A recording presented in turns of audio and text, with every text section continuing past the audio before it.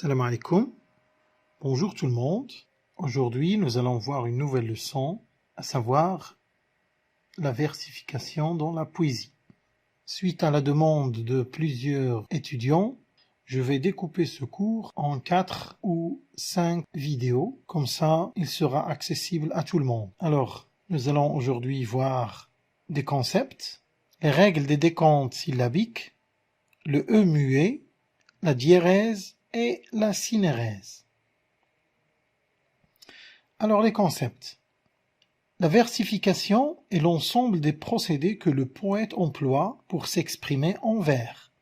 Alors c'est un ensemble de techniques que tout poète utilise pour exprimer ou bien s'exprimer en vers. La prosodie, c'est l'étude des caractères phoniques des unités, savoir la durée, l'accent, le ton, l'intonation, plus de temps et plus de vidéos à consacrer à ces sujets ultérieurement. La métrique, c'est le système des mesures fixes qui régit l'organisation interne du vers. Nous allons dans cette vidéo voir les différents types de métriques. Alors le rythme se produit par la répétition, les refrains. Le vers, c'est un assemblage de mots mesurés et cadencés, ça veut dire des mots rythmés. Nous allons aussi voir les différents types de vers dans cette vidéo. La rime, il relie un vers à son correspondant. La mesure est déterminée par le décompte syllabique. Nous allons aussi voir au sein de ces vidéos le décompte syllabique. Le poète peut créer des allitérations. Allitération, ça veut dire répétition de sons en consonne. Une consonne qui se répète dans plusieurs mots au sein du poème. Ou bien, il fait recours à des assonances, des répétitions de voyelles. La même voyelle se répète dans plusieurs mots. C'est ce qu'on appelle l'assonance. Les règles des décomptes syllabiques. Comment compter les syllabes en poésie? Alors on va commencer par le E caduc et le E muet. Le E est muet dans les situations suivantes. Après une voyelle à l'intérieur d'un mot. Regardons par exemple le mot priera. Au lieu de dire priera comme d'habitude, mais en poésie on va dire priera, priera. Alors le découpage ne va pas prendre en considération ce E, priera. Alors il y aura seulement 2 syllabes ici, pri, ra. À la fin d'un mot, devant une voyelle ou un H muet. Regardons ce vers. J'offre ma coupe vide où souffre un monstre d'or. J'offre ma coupe vide où souffre un monstre d'or. Alors, le décompte syllabique sera comme suit. J'offre ma coupe, j'offre, alors il y a 2 syllabes, ma coupe, coupe c'est 2 syllabes, vide, on va pas dire vide. Pourquoi? Parce qu'il y a cette voyelle, le O, après le E muet. Alors on va dire vidou, vi, une syllabe, dou. Alors le E n'est pas compté. Vidou, souffrin. Ici aussi, on a une voyelle, le U, après le E, dans un autre mot. Alors le E ne sera pas compté. C'est comme si R est attaché avec le U. Alors on va dire souffrin. Ou bien souffrin. Monstre. Alors monstre.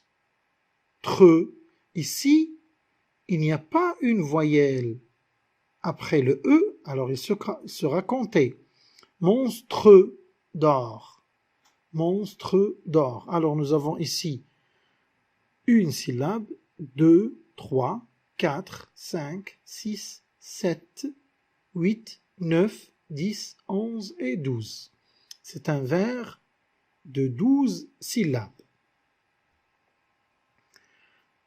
à la fin du vers, même suivi de S ou NT. Alors, si le E est à la fin du vers, même s'il est suivi de S ou du NT qui sont attachés avec lui, il ne sera pas compté. À la fin du vers, je répète. Par exemple, les mois, les jours, les flots qui pleurent. On n'a pas dit qui pleure, non, qui pleure. Tout ce mot se compose d'une seule syllabe, parce que ce E, il est muet. Dans les verbs conjugués, à l'imparfait, AIENT, par exemple, de tous ces cours joyeux qui battaient sous ces toits, alors de, une syllabe, tout, deuxième syllabe, c'est, troisième syllabe, cours, quatrième syllabe, joyeux, il sera découpé en deux syllabes, joie, qui battait, on a deux consonnes, ils seront séparés, mais regardez ici, battait, on n'a pas prononcé le E, battait, non, battait. Alors T, c'est une seule syllabe, parce que le E, il est à la fin, et le N et le T ne sont pas prononcés. Sous, c'est toi. Le E est compté dans le corps du vers, au milieu du vers. Et lorsqu'il précède, il vient avant une consonne, même suivie de S ou NT. Par exemple, les crépuscules blancs tiédissent sur mon crâne. Les crépuscules blancs tiédissent sur mon crâne. Nous devons prendre en considération cette consonne, le B, qui vient après le E. Le S du pluriel n'est pas compté, il ne se prononce pas. Et ici aussi, ce S qui vient après le E, et bien sûr, le verbe au pluriel, le NT ne se prononce pas, alors on prononce seulement le E. Alors, il y a une consonne après le E, une consonne après le E. On va voir. Les crépuscules, alors on a les, c'est une syllabe, cré, deuxième syllabe, pus, troisième syllabe, Q, quatrième syllabe, et on a compté le E, les crépuscules. Pourquoi? Parce qu'il y a après le E une consonne. Alors on va dire les crépuscules blancs tiédissent. On a dit ce, pourquoi? Parce qu'il y a la consonne S après ce E. Tiédissent sur mon crâne. Ici, le E est à la fin du vers, il ne sera pas compté. On ne peut pas dire crâneux, parce que le E à la fin du vers ne se compte pas. Maintenant, on va voir la diérèse et la synérèse et le hiatus. Ce sont des phénomènes qu'on rencontre souvent dans la poésie. Alors, lorsque plusieurs voyelles se suivent au sein du même mot, un problème se pose au niveau de la prononciation et le décompte syllabique. Premièrement, la diérèse. La diérèse est la prononciation en deux syllabes de deux voyelles ou plus qui se suivent. On a deux voyelles, par exemple ici, violon, on a le I suivi du O, deux voyelles qui se suivent.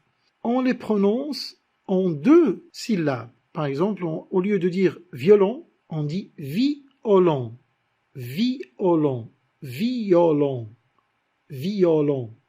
Par exemple, le mot expansion, logiquement, naturellement, on le prononce expansion. Mais afin de respecter la métrique du vers, il se prononce expansion. Expansion.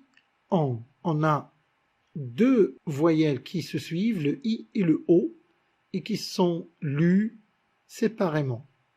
Quand est-ce qu'on se rend compte que le poète a choisi de faire une diérèse? Par exemple, lorsqu'on fait le découpage d'un vers, on trouve qu'il y a 11 syllabes. Le deuxième vers, il y a 12 syllabes. Troisième vers, 12 syllabes. Quatrième vers, 12 syllabes. Alors il faut revenir au premier vers.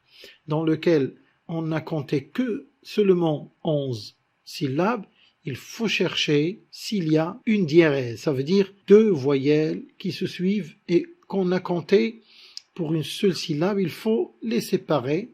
La synérèse. La synérèse est la prononciation de deux voyelles en une seule syllabe. C'est le contraire de la diérèse. Par exemple, août, le mois d'août, qui se dit août au lieu de dire out. Alors on a deux voyelles qui se suivent, le A et le OU, mais ils ne sont pas prononcés séparément. On va dire août. Par exemple aussi, Son, c'est un fleuve français. On a le A et le O, mais qui sont prononcés en une seule syllabe. C'est la synérèse. Il se prononce Son au lieu de dire Saon. غنحاول نشرح la diérèse. بعجالة. La diérèse قلنا هي نطق en deux syllabes de deux voyelles. Deux voyelles تنطقهم كل وحدة بوحدها. مثلا violon, on dit violon ou bien violon. Expansion, on dit expansion. وهذا كيكون مقصود من طرف الشاعر وغنشوفه من بعد لأن في الشعر حتى حاجة ما مجانية. بالنسبة للسينيريز هي ضد ديال لا ديريز فحنا كنطقو دو فويال ولكن في سيلاب وحدة. مثلا août au lieu de dire août on dit août. La même chose pour نهر son les Français. Au lieu de dire le saon, on dit le son, le son. Au lieu de dire le saon, on dit le son. Effet de la diérèse. À quoi sert la diérèse?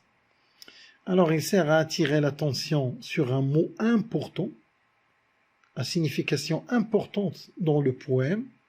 Si on trouve la diérèse dans un mot, ce mot a une importance, sa signification compte beaucoup dans le poème. Il faut lui donner une grande importance et l'analyser. Deuxièmement, c'est pour allonger le vers, pour créer une impression d'espace. Quand on exprime une diérèse, ça veut dire on insiste sur l'espace, fada ou le shasa, l'extension. Cette notion correspond toujours au sens du poème, car en poésie, la forme sert le fond. C'est une phrase qu'on doit apprendre par cœur. En poésie, la forme sert le fond. Troisièmement, la diérèse sert à produire une dissonance afin d'exprimer un désagrément, un tournement, un déplaisir. Alors, une dissonance, il va exprimer un désagrément. Ça veut dire une chose désagréable, un tourment, une douleur violente, ou bien un déplaisir. Alors, si l'auteur ou bien le poète choisit de faire une diérèse, il veut exprimer l'un de ses sentiments. Alors, la forme sert le fond.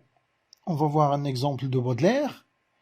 Ayant l'expansion des choses infinies, alors c'est un vers de Baudelaire, mais Baudelaire a choisi de faire une diérèse ici.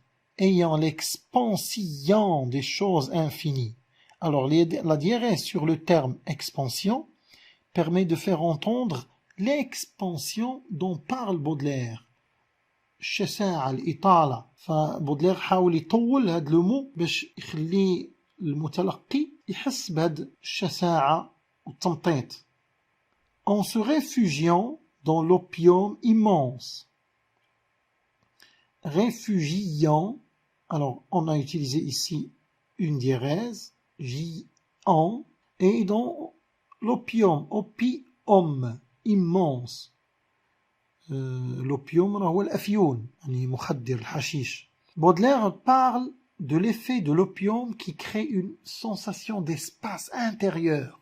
Alors, Baudelaire a fait la diérèse dans le mot opium pour donner la sensation de l'espace. Un espace à l'intérieur. Alors la diérèse sur le mot opium crée cette impression d'espace. Et comme ça, toujours dans la poésie, la forme sert le fond. La diérèse provoque un hiatus.